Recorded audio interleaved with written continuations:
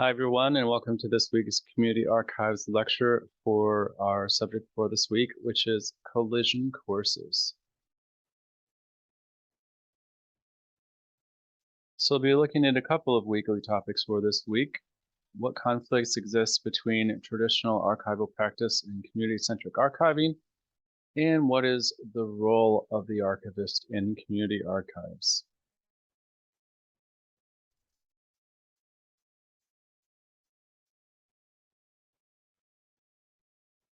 So we'll start by looking at kind of an overall picture of some of the conflicts existing between traditional archival practice and community-centric archiving. So these are the overall characteristics of a community archive that one of our Caswell readings for this week mentions. So facilitating participation, practicing shared stewardship, multiplicity in records, activism, which we've touched on in this course, and reflexivity. So the idea of having some kind of responsiveness to community concerns and having those concerns reflected in the practice of a community archive. And as we'll talk about in this lecture, in at least a few ways, the ways that the ways that traditional archives have carried out record-keeping practices have not been very community-centric at all. And in a lot of ways, you can trace this back to the reasons why community archives exist in the first place, right? Essentially, community archives are an expression of dissatisfaction with the existing structure of record keeping. You know, these communities aren't being represented. These communities are being represented incorrectly. And a lot of these issues do stem from these things that Caswell argues should be a part of community archives. So if there's a lack of participation in record-keeping decisions, then that can lead to communities being misrepresented in mainstream archives. If there is a lack of shared stewardship between traditional archives and individuals represented in records within an archive, then that can result in the community being falsely illustrated or falsely portrayed through record-keeping decisions that an archive makes. If there's only one perspective or representation of a community that an archive has or an archive shares with the public, then that can work against this idea of multiplicity, and it can result in kind of a flattened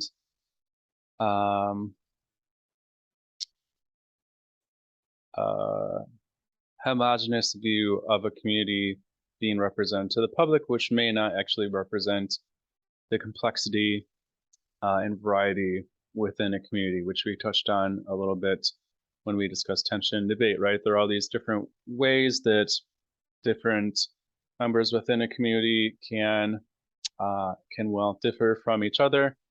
And if that's not represented in traditional archives, then that can lead to community members wanting to create their own community archive that does reflect this multiplicity within communities. Activism, if mainstream archives are less or not interested in using the records related to a community or a community's history to get involved in activism, get involved in processes that will benefit the community, then that may lead community members to want to start their own archive with their own records that they can use to mobilize the community and to work to solve any power imbalances that the community might see in society.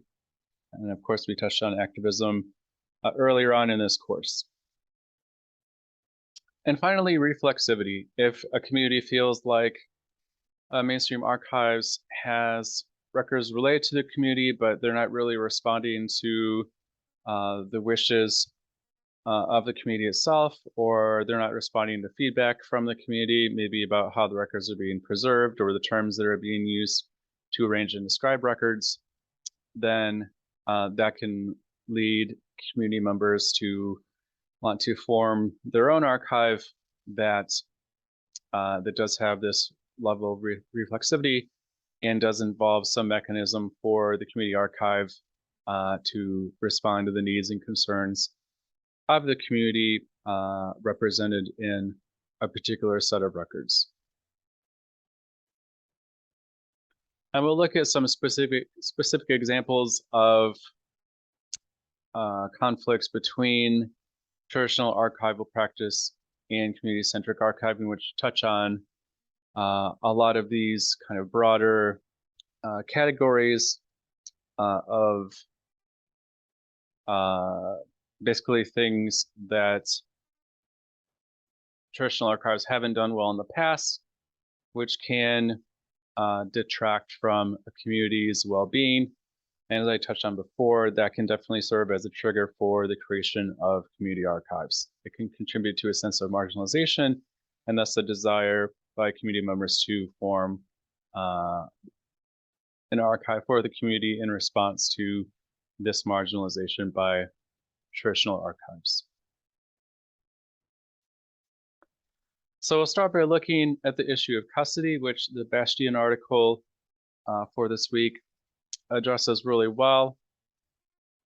And here Bastian is touching on custody not just as control of the records, but also control of the narrative that the records can tell. So if traditional archives control the records, that's one thing, but if they also control how the records are arranged and described, how they're preserved, who has access to them, and things further on down the line, then that can influence the understanding of a particular set of records that people within the community or even outside of the community as well may have. And obviously, that's a lot of power. And this power can be particularly damaging, as the Bastian article notes, when an institution holding records or an institution that has custody of records has no real connection or obligation to the people represented within a set of records. So they may be immune from any concerns or feedback that a community may have. The community may say, hey, we don't like how we're being represented in your finding aids. You're using terms that aren't really culturally correct.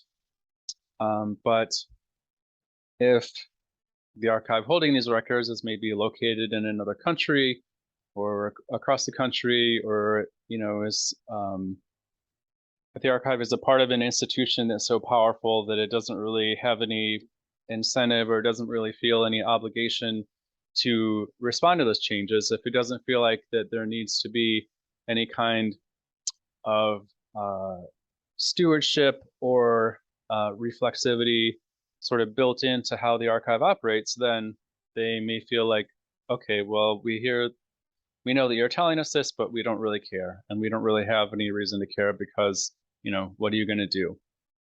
And obviously, this is a pretty disempowering circumstance for people represented in records to find themselves in. And as the Bastian article touches on, this has been kind of the traditional mindset that archives have had, right? We control the records, we make decisions about record keeping processes surrounding these records, and that's sort of the long and short of it.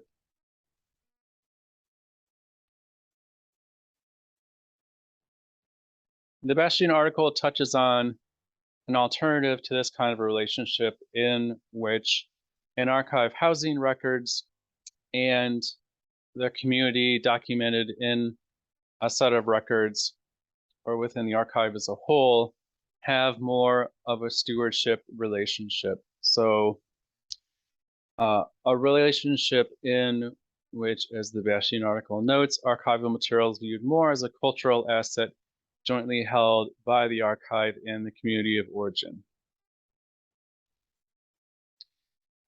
And this type of relationship works against the traditional notion that when records are handed over to an archive, the donors or people represented in those records have no function as record keepers. And instead, it places control or custody into multiple hands. And this is a perspective that really allows for a multiplicity of voices to be represented within archives.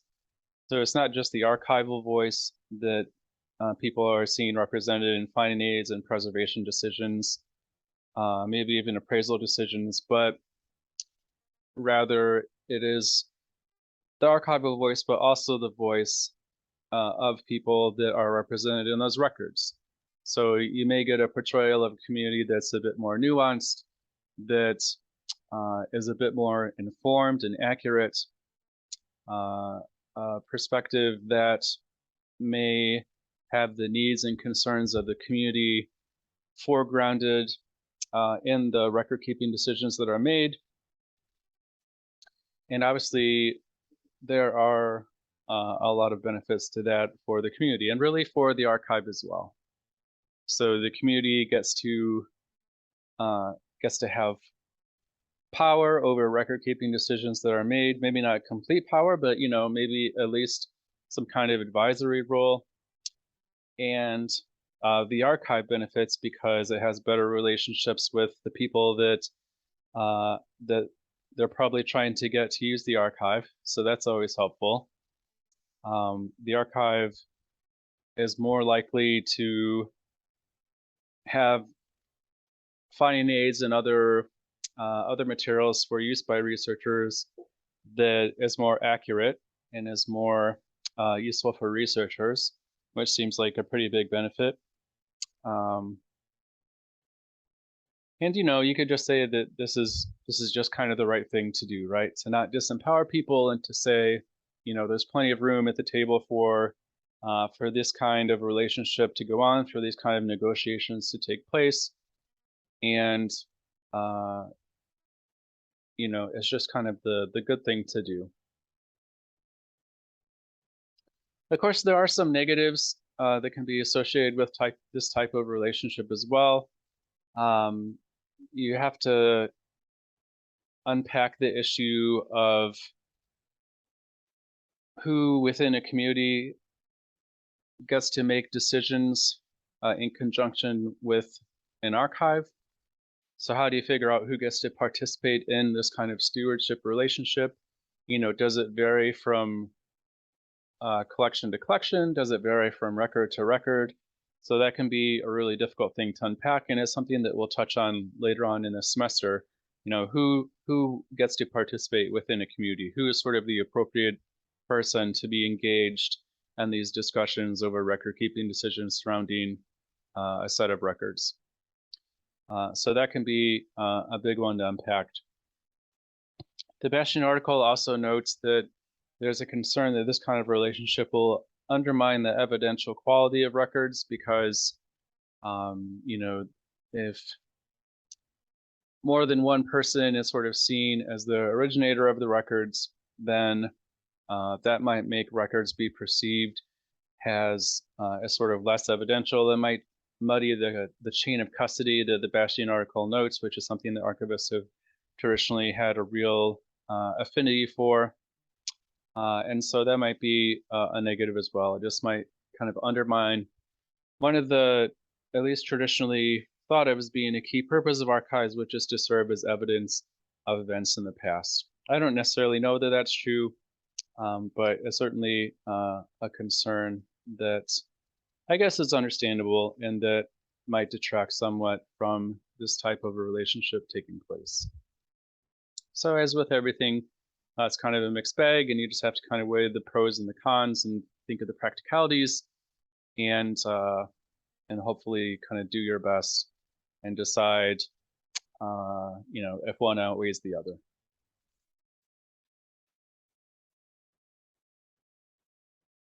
Okay, so another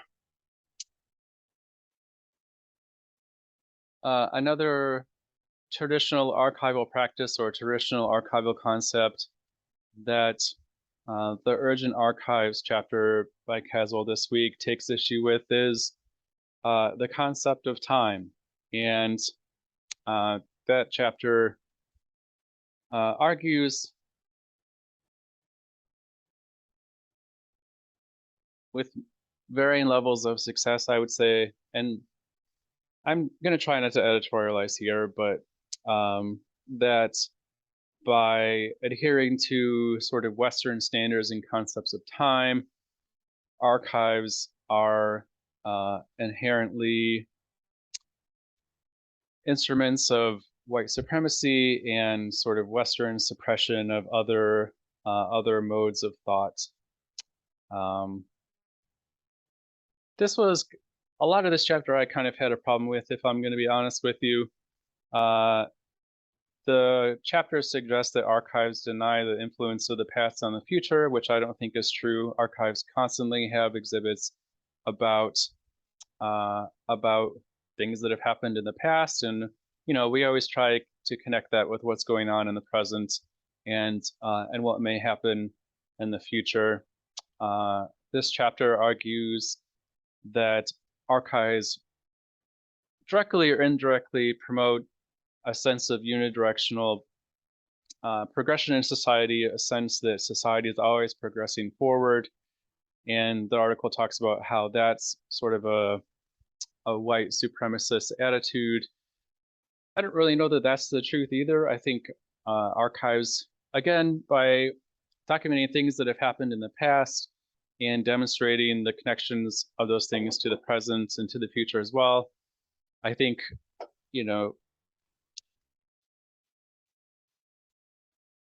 I think the archives either don't promote this or actively work against this by, showing things that have happened in the past that aren't ideal, and again, connecting them to what's going on in the present, and maybe saying, look, nothing has changed,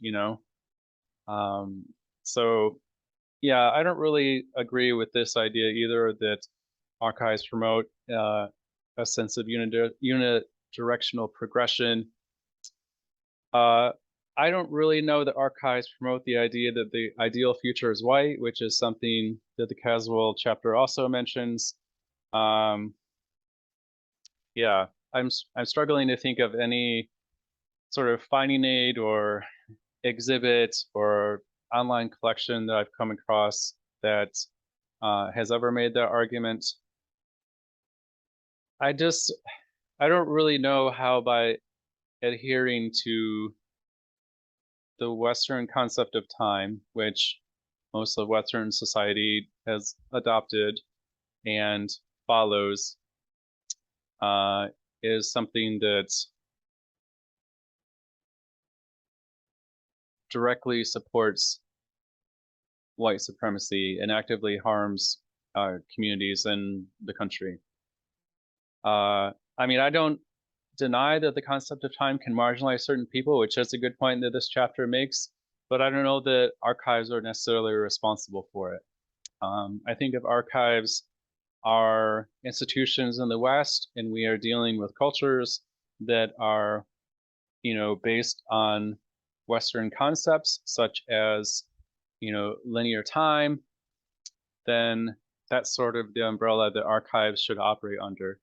I fully recognize that there are records in archives, as the Caswell chapter states, that don't share the same concept of time as the rest or much of the rest of Western society.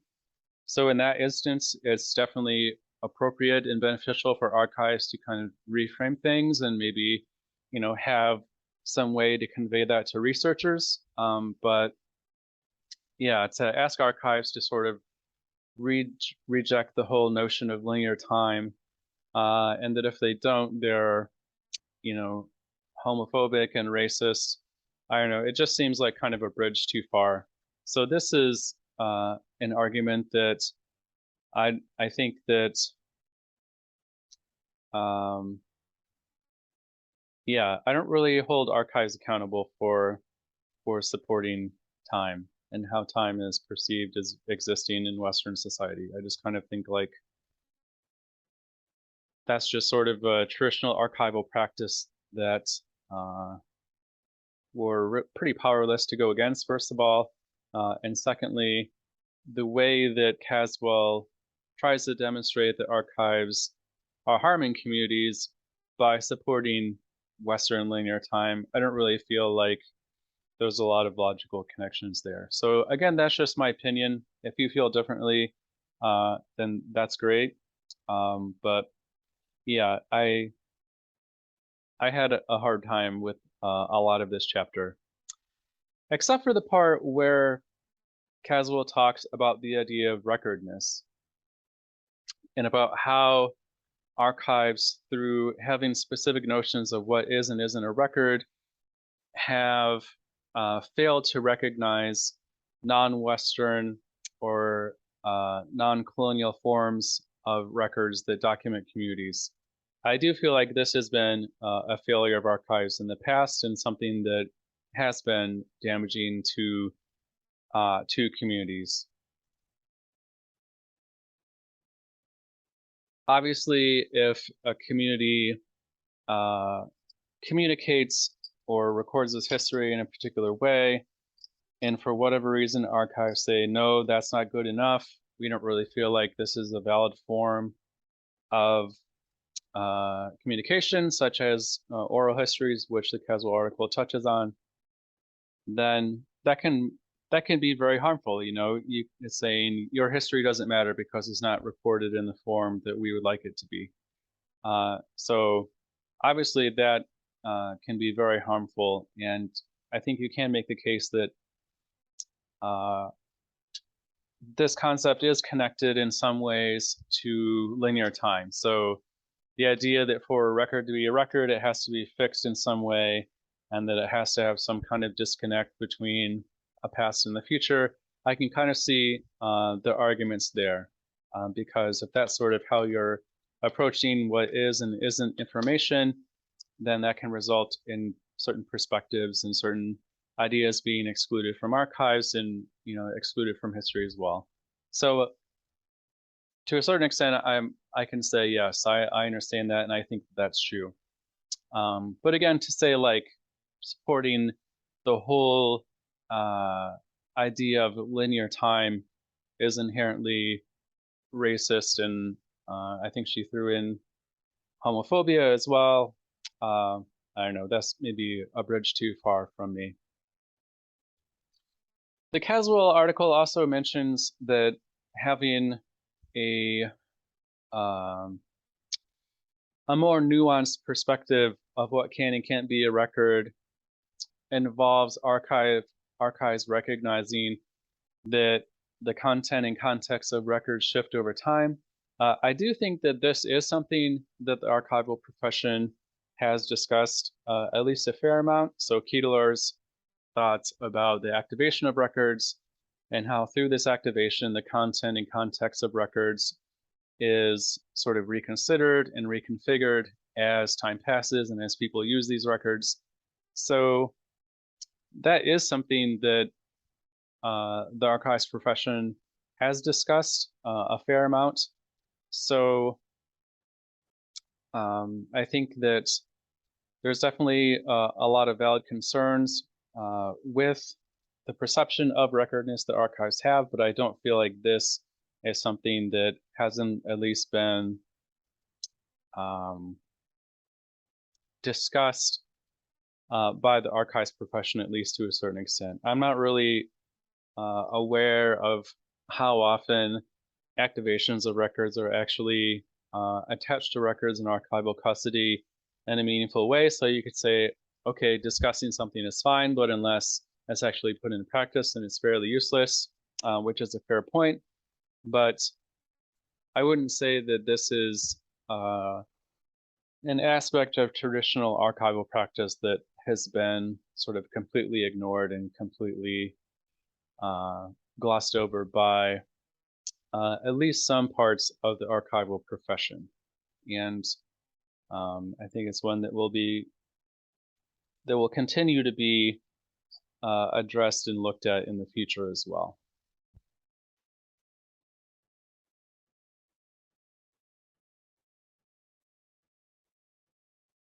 Another connection that Caswell makes in the other Caswell chapter for this week is the concept of archival appraisal and how that can work against the idea of community-centric archiving.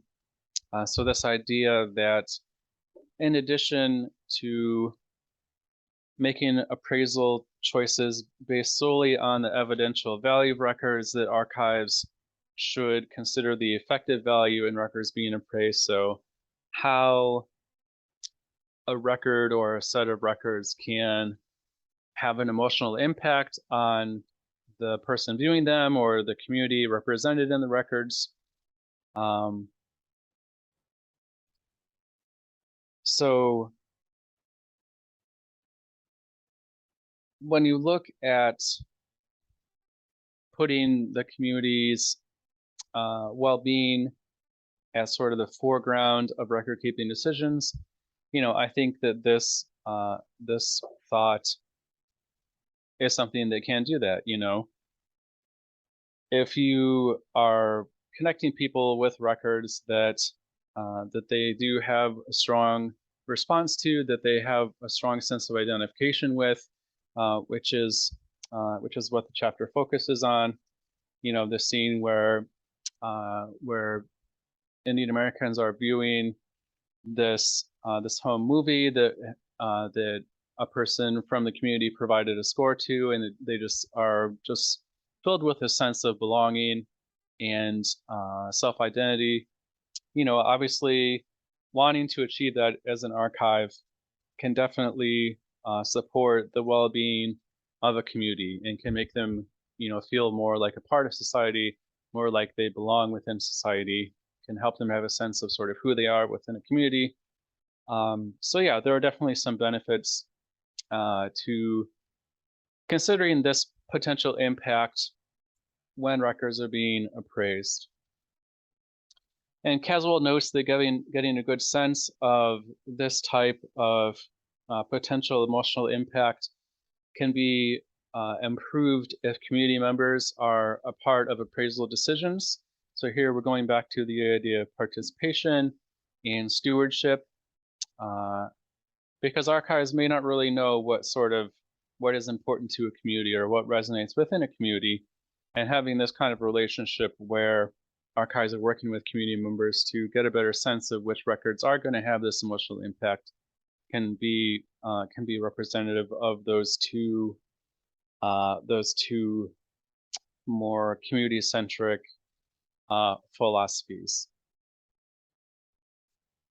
My thought is, why not both? Why not try to acquire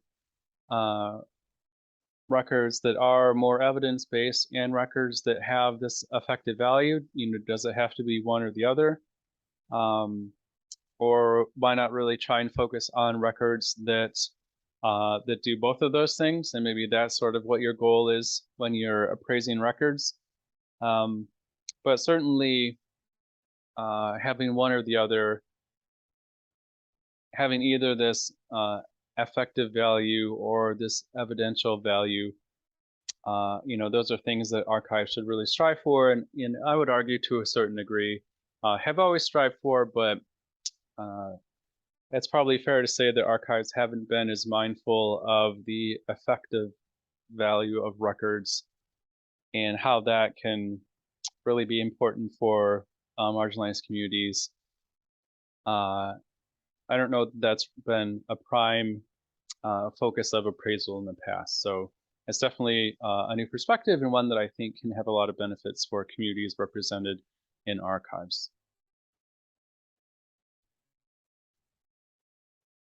One other interesting connection that that Caswell makes is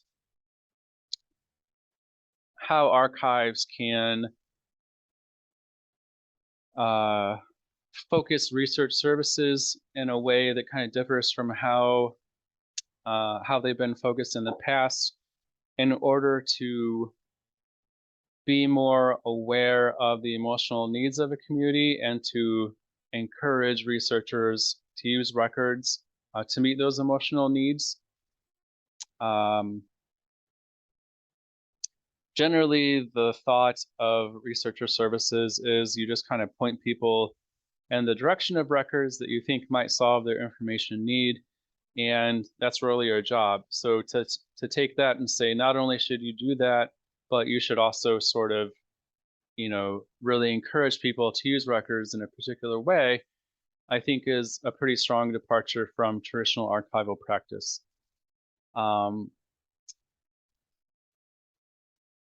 There's a portion of this chapter where Caswell talks, and I'm paraphrasing here, but they say something like, you know, how does this record make you feel should be as commonly asked as, you know, which box do you want to look at next? So yeah, definitely not something that is probably traditionally taught in MLIS courses, or, you know, when people come into the field and they start doing reference. But again, I think if you, as an archive, can take steps to solidify a community's sense of history and a sense of belonging, and that can have some positive impact on the health of the community or the health and well-being of members of a community, then it's certainly a beneficial thing.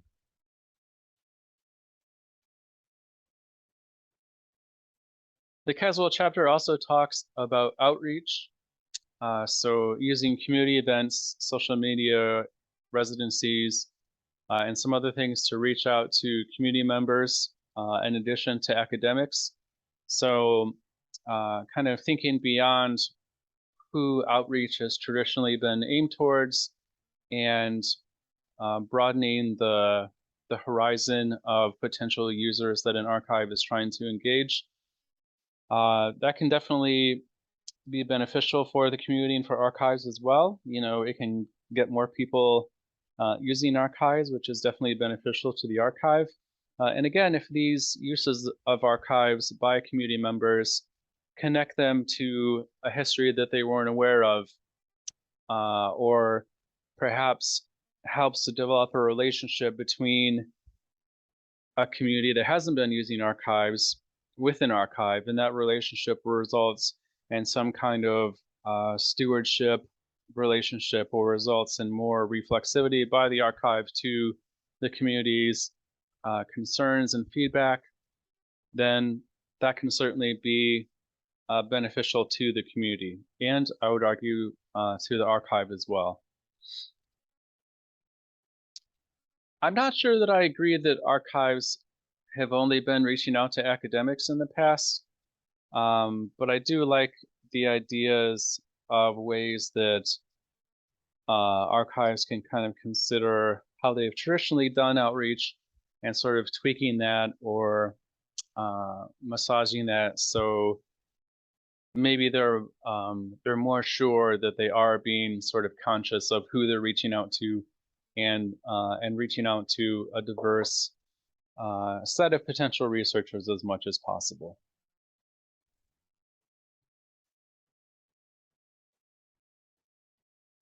Okay, and so then we have the community-centric framework that we've looked at a lot in this semester. So as we progress through this lecture, I have connected a lot of the traditional archival practices and how they could be tweaked with this idea of community-centric archiving. So again, by having a less traditional view of custody, that can allow for community records and materials to be understood and valued in their originating context, because you have not just the archival voice, which may be correct intentionally or unintentionally, but you also have the perspective and expertise of the community, sort of providing more input about what that originating context might be. And this stewardship relationship indicates that mainstream archives do value these records as collections and not just sort of salvage projects or projects for diversifying existing collections. It really says we honor the people in these records, we honor the communities that these records are coming from, and we are really interested in sharing power and not just, seeing these records as sort of, boxes to check off. When you look at a more nuanced perspective on appraisal and what appraisal can look like, again, you can go back to community interest, needs, and well-being are central if it results in a more maybe representative set of records, and a set of records that is focused on the emotional well-being of a community and not just providing evidence about the experience of a community. Again, I think both are good, but certainly having more of an awareness of the emotional needs of a community and attempting to address that through appraisal can definitely put the community's interest, needs, and well-being as a central part of record keeping choices. And I think you can say the same about the changes to researcher services and the changes to outreach that I touched on as well.